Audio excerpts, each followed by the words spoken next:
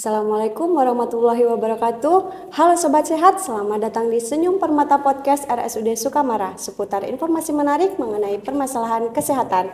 Senang sekali pada kesempatan kali ini saya bisa membersamai Sobat Sehat semua. Perkenalkan, nama saya Isna, salah satu petugas ahli teknologi laboratorium medik yang ada di RSUD Sukamara. Nah, telah hadir di sini bersama saya Dr. Alpina Ambarita SPPK. Beliau merupakan dokter spesialis patologi klinik yang ada di RSUD Sukamara. Halo Dr. Alpina, apa kabar dok? Saya baik, sehat. Isna gimana kabarnya? Alhamdulillah sehat. Nah, Sobat Sehat, pada kesempatan kali ini kita akan membahas tentang pemeriksaan penyakit diabetes mellitus. Namun sebelum itu, Sobat Sehat di rumah sudah tahu belum kalau ternyata penyakit diabetes ini merupakan penyakit paling mematikan nomor 3 di Indonesia setelah penyakit stroke dan jantung. Tidak hanya itu, penyakit diabetes merupakan penyakit yang tidak bisa disembuhkan, akan tetapi penyakit ini bisa dikendalikan supaya tidak terjadi komplikasi penyakit lainnya. Menurut data WHO, setengah dari penderita penyakit diabetes ini tidak menyadari jika mereka mengidap penyakit diabetes. Wah, agak rumit juga ya Sobat Sehat. Lalu bagaimanakah solusinya? Nah, pada kesempatan kali ini kita akan membahasnya bersama Dr. Apina Ambarita SPPK. Halo dok, mohon izin ya dok. Pada kesempatan kali ini, sebelum kita membahas lebih jauh tentang pemeriksaan diabetes mellitus dok, tolong dijelaskan kepada kita semua apa sih sebenarnya pengertian dari penyakit diabetes itu sendiri dok. Silahkan dok. Diabetes ini kan kelompok penyakit metabolik ya, metabolic syndrome, ditandai dengan kenaikan kadar gula darah atau istilah medisnya hiperglikemia ya. Kadar gula darah di atas daripada nilai normal dan disertai dengan gejala klasik diabetes. Ada 3 gejala klasiknya, yaitu polifagi, artinya banyak makan, ya. Polidipsi, banyak minum, poliuri, sering buang air kecil. Nah, jadi dikatakan diabetes jika kadar gula darahnya di atas ambang normal dan disertai dengan gejala daripada klasik tadi, yang 3 tadi. Oh, itu kayak gejala ini ya dok, yang khasnya. Nah, itu biasanya tadi kan dokter mengatakan kalau gejala diabetes ini maksudnya nilainya tinggi gitu, melewati batas normal. Kira-kira berapa batas normal yang biasanya dok? Jika yang diperiksa adalah kadar gula darah sewaktu, maka dia kan di atas 200, maka itu dikatakan sudah di atas normal. Oh, di atas 200 ya dok? Untuk berarti gula darah sewaktu ya, ambangnya. Kemudian kalau diperiksa gula darah puasa, dia di atas 126. Ini dikatakan tidak normal ya, gitu. Oke, baik ya dok, ke pertanyaan selanjutnya. Nah, penyebab diabetes ini sebenarnya apa aja sih dok? Penyebab diabetes sekarang kita perlu bedakan ya. Jadi diabetes yang umum yang paling banyak diderita itu adalah diabetes tipe 2. Tipe 2 ini penyebabnya adalah karena ada resistensi daripada insulin. Insulin. Ini saya jelaskan resistensi insulin itu apa ya. Insulin ini hormon. Hormon yang dihasilkan oleh pankreas. Tepatnya sel beta pankreas. Yang fungsinya nanti dia akan meregulasi, mengatur kadar gula darah di dalam tubuh kita supaya tetap normal. Nah, pada saat tubuh kita tidak bisa lagi, tubuh kita memproduksi insulin, pankreasnya tetap memproduksi insulin, tetapi tubuh kita, sel-sel kita tidak bisa mengambil insulin. Insulin ini tidak bisa dia mengambil glukosa yang ada di dalam darah kita untuk supaya kadarnya tetap normal. Inilah namanya resisten insulin. Insulinnya ada tapi tidak berfungsi secara normal insulin ini. Makanya kadar gula darah kita tetap tinggi ya. Nah, ada lagi penyebabnya, satu yang pertama tadi resisten insulin. Yang kedua, adanya defisiensi sekresi insulin. Nah, ini biasa dijumpai pada DM tipe 1. Tetapi DM tipe 2 juga awalnya resistensi insulin, dia bisa juga mengalami defisiensi insulin. gitu. Apa ini defisiensi? Si sel-sel pankreas kita ini tidak memproduksi insulin sebagaimana yang kita butuhkan. Jumlahnya di bawah normal atau tidak sama sekali diproduksi insulin, sehingga tidak bisa mengatur kadar gula darah kita tetap normal di dalam tubuh kita. Oh begitu dok. Bisa nggak sih dok, misalnya nih orang tua saya kena DM, bisa nggak itu karena juga salah satu faktor keturunan gitu dok, atau gimana? Kalau keturunan ini bukanlah penyebab, tapi kalau kita keluarga punya riwayat diabetes, ya, ini faktor resiko namanya. Artinya orang yang terlahir dari keluarga yang memiliki riwayat diabetes sama seseorang yang keluarganya tidak memiliki riwayat diabetes.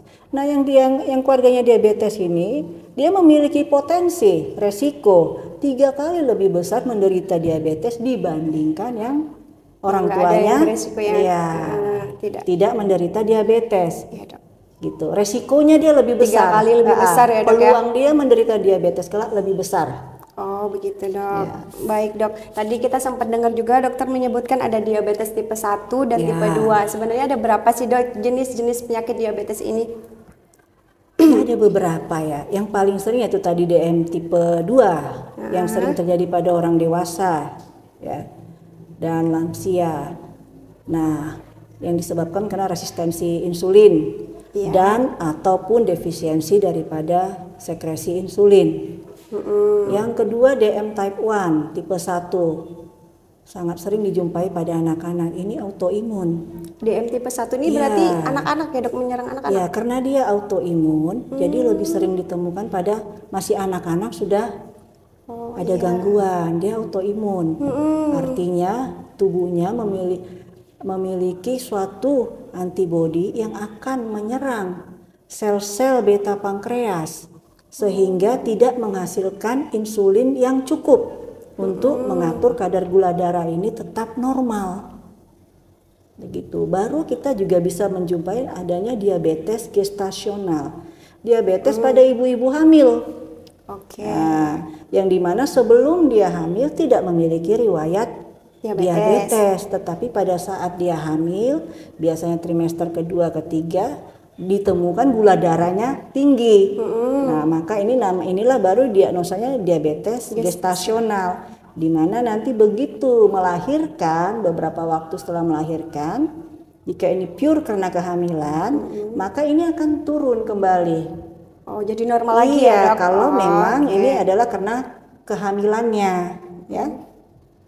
Baik dok, sempat tadi kita singgung di awal dok, menurut WHO setengah dari penderita diabetes tidak menyadari jika mereka mengidap diabetes. Bisa dijelaskan kembali dok ciri-ciri khas yang sebenarnya sering tidak kita sadari dok? Ya itu tadi saya bilang penyebab diabetes ini resistensi insulin. Ya.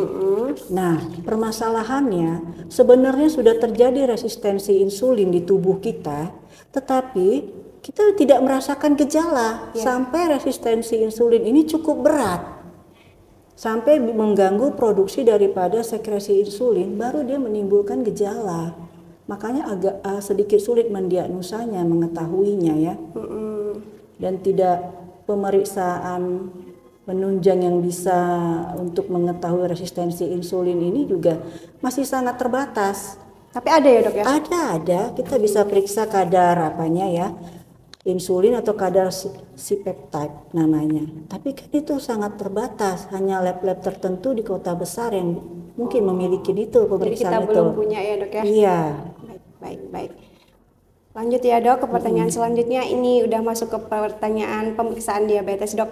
Di laboratorium itu untuk pemeriksaan diabetes biasanya ada apa aja dok macamnya? Silahkan dok. Nah, kita kan tadi saya bilang kalau kita curiga seseorang menderita suatu diabetes, kita bisa periksa kadar gula darah sewaktu.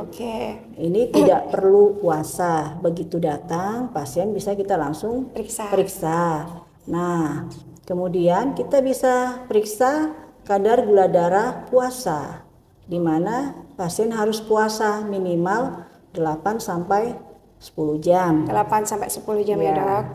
Baru nanti datang ke laboratorium pagi harinya, maka kita akan periksa kadar gula darahnya, dan jika didapati kadar gula darah di atas batas normal kita, maka ini bisa dikatakan suatu diabetes.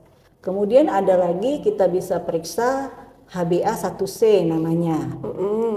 HbA1c ini menggambarkan kadar gula darah kita 2-3 bulan sebelumnya ya. Nah, ini bisa digunakan untuk pemantauan kadar. Ya, jadi yang saat ini ada ya masih itu ya kita ya, gula darah sewaktu, gula darah puasa ataupun gula darah 2 jam PP juga bisa, atau HbA1c. Baik dok, dikatakan seseorang mengidap penyakit diabetes ini harus melewati beberapa pemeriksaan dok. Apakah satu aja sudah cukup? Kalau kita merujuk kriteria daripada WHO ataupun ada ya, American Diabetic Association. Jadi mereka membuat kriteria diabetes ini kapan dikatakan diabetes. Yang pertama, jika gula darah sewaktunya di atas 200 disertai trias tadi, gejala khas. Oh iya. Nah, jadi itu baru bisa diabetes. Kemudian gula darah puasa di atas 126 atau gula darah 2 jam postprandial di atas 200. Atau HbA1c di atas 6,5. Oh 6,5 ya dok. Itu. Baik. Nah sekarang kan gini dok, banyak sekali beredar di pasaran alat-alat pemeriksaan gula darah dok. Banyak juga mungkin sobat sehat di rumah yang sudah punya begitu dok. Menurut dokter bagaimana? Apakah cukup akurat dok alat tersebut atau hanya digunakan sebagai alat pemantauan saja dok? Bagaimana pendapat dokter? Alat pemeriksaan gula darah yang bisa digunakan di rumah ya, namanya kita sebutnya glukometer ya. Ini bisa digunakan, tapi peruntukannya tentu kita harus paham ya, ini tidak bisa menggantikan pemeriksaan yang dilakukan di laboratorium. Ya. Jadi kapan kita menggunakan glukometer ini? Yaitu tadi, kalau kita penderita diabetes dan kita ingin memonitoring kadar gula darah kita saat di rumah, ya, ini merupakan alat yang tepat. Bagus aja berarti ya dok yang punya. Silakan digunakan bagi penderita diabetes ya, untuk memonitoring kadar gula darahnya di rumah, tidak ada masalah. Tetapi harus diperhatikan bahwasanya ada hal-hal yang perlu kita perhatikan saat menggunakan glukometer ini agar hasilnya akurat ya, begitu. Jadi harus pastikan, pertama kita harus pastikan apa istilahnya, sticknya itu expired date-nya diperhatikan ya, tidak expired. Oh iya betul. Kemudian merek dari stick harus sama dengan alat yang kita gunakan, tidak boleh berbeda merek karena ini akan mempengaruhi performa daripada glukometer itu. Kemudian baterai, pastikan sinyal baterainya masih bagus. Iya, tidak rendah ya. Kalau pengalaman saya menggunakan ini, begitu sinyal baterai garis 1, ini hasil sudah agak sulit kita kita pertanggungjawabkan ya, suka ini ya. Jadi sebaiknya begitu baterai menunjukkan 1, kita sudah ganti baterai. Ini bisa mempengaruhi hasil ya. Nah, misalnya nih dok, ternyata hasilnya tinggi, apa yang harus dilakukan? Boleh nggak langsung beli obat di apotek begitu? Nah, jika kita dapatkan hasilnya tinggi ataupun rendah nih, di bawah 60 ataupun di atas 200, nah ini wajib langsung ke rumah sakit untuk lakukan konfirmasi. Apakah memang benar ini hasilnya sesuai gitu, karena tadi tetap alat ini tidak bisa menggantikan performa daripada alat yang ada di laboratorium. Tetap yang paling tinggi performanya adalah alat-alat yang digunakan laboratorium atau istilah laboratory base. Baik dok, pertanyaan selanjutnya ya dok, bisa ditegaskan lagi nih dok kepada sobat sehat semua, penegakan diagnosa yang benar untuk diabetes mellitus ini bagaimana supaya kita tidak menduga-duga dan cepat untuk menanganinya dok? Ya itu tadi ya, saya Jadi jika kita merasakan 3 gejala khas tadi, ya, kita makan Banyak. sering makan ini melebihi daripada yang biasanya. Kemudian kita bawaan ini sering haus, jadi pengen minum terus. Nah, kemudian buang air kecilnya ini lebih sering. Ini kalau untuk diabetes spesifiknya yang poliurinya ini buang air kecil sering itu pada saat malam hari, ya. Pada saat kita tertidur kita sering terbangun untuk ke kamar kecil untuk buang air kecil. Nah, di sini spesifiknya. Jadi wajib kita curiga ini adalah kemungkinan kita mengalami suatu diabetes, ya. Kalau ada gejala-gejala itu kita rasakan di diri kita, segeralah kita mencari Periksa ke fasilitas kesehatan ya, Dok, ya. fasilitas kesehatan untuk mengkonfirmasi. Betul. Baik, Dok, ke pertanyaan selanjutnya. Setelah nih, Dok, seseorang terdiagnosa diabetes mellitus, apakah beliau harus rutin periksa? Misalnya nih, Dok, mohon maaf dulu. Saya terkena diabetes, terus saya periksa nih bulan ini, sudah periksa ke dokter, sudah dapat obatnya. Tapi bulan depan saya udah merasa kalau diri saya ini udah nggak kenapa-kenapa, nggak ada gejala, sudah merasa sangat sehat.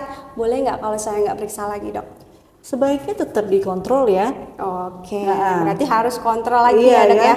Sebaiknya tetap ya mengikuti saran daripada ininya ya, dokter yang menangani. Baik, Dok. Betul. Selanjutnya. Nah, ini, Dok, penyakit diabetes ini kan tidak bisa sembuh. Apa tipsnya untuk mencegahnya, Dok? Ya, Tips pencegahan. pencegahan ya. Yang pertama itu tadi pola makan. Oke. Ya. Makan makanan yang sehat. Apa itu makanan yang sehat? Ya. Karbohidratnya secukupnya, protein hewani dan protein nabatinya juga secukupnya, seimbang. Vitamin dan mineral yang diperoleh dari sayur dan buah-buahan. Oke, kemudian yang kedua exercise, olahraga. Ya. Olahraga yang penting di sini olahraga adalah konsistensi. Konsistensi, bukan durasi ya. Artinya konsistensi di sini disiplin melakukan olahraga. Misalnya seminggu 3 kali dengan durasi 30 menit itu cukup. Ini akan lebih baik dalam mengontrol kadar gula darah dibandingkan kita olahraga seminggu 1 kali, Lama. tapi 1 jam. Baik, Ya. Dok. Nah, pertanyaan terakhir nih, Dok. Bagi yang sudah mengidap penyakit diabetes, apa tipsnya supaya tidak terjadi komplikasi penyakit lainnya, Dok? Silakan. Itu tadi ya, bagi penderita diabetes ya, kalau sudah tegak ya obatnya Rutin periksa. ya obatnya dikonsumsi sebagaimana saran daripada dokter ya. Ya, betul. Kemudian ya jadwal kontrolnya dilakukan. Kemudian itu tadi pola makannya dijaga, jangan lupa olahraga, exercise, dan berat badannya juga harus dijaga ya. Orang-orang yang overweight atau obesitas ini adalah faktor resiko terjadinya resistensi insulin. Jadi mereka lebih rentan ya, Ya, Dok? kalau sudah resistensi insulin maka akan jatuh kepada diabetes. Baik, Dok, sangat kompleks sekali permasalahan penyakit diabetes ini ya, Dok. Mungkin Dokter Rapina ada pesan-pesan, Dok, untuk masyarakat Sukamara dan sekitarnya, juga sobat sehat semua di rumah tentang poin penting apa yang harus diingat tentang pemeriksaan diabetes ini, Dok? Ya, seperti tadi yang sudah saya katakan ya. Jadi diabetes ini bisa menyerang siapa saja. Ya. Mari kita semua mencegah, ini bisa kita cegah ya, dengan menjaga pola makan yang sehat dan seimbang, kemudian olahraga yang teratur ya, dan jaga berat badan harus ideal. Oke. Baik, Dok, terima kasih ya, Dok. Ternyata sudah selesai pembahasan kita hari ini. Terima kasih atas waktu dan ilmunya, Dok. Sama-sama, Semoga bisa bermanfaat. Baik sobat sehat, demikian tadi bincang-bincang seru kita bersama Dr. Rapina Ambarita SPPK. Semoga bisa bermanfaat untuk kita semua. Di sini saya pamit undur diri. Terima kasih dan salam sehat.